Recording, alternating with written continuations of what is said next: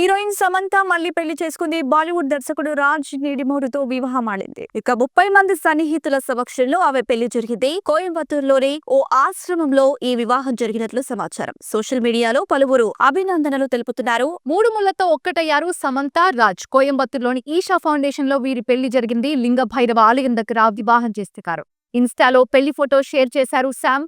అత్యంత సన్నిహితుల సమక్షంలో ఒక్కటైంది ఈ జంట. దక్షిణాది సంప్రదాయం ప్రకారం వివాహం చేసుకున్నారు.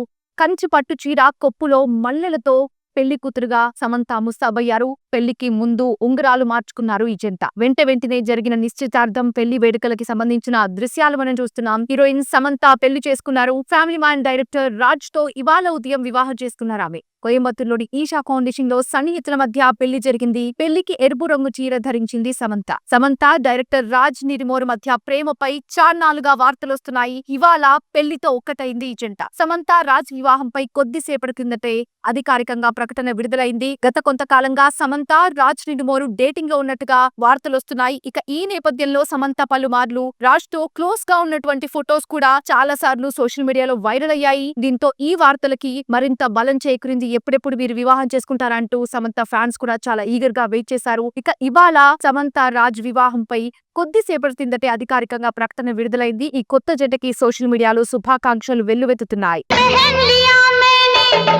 तेरे प्यार का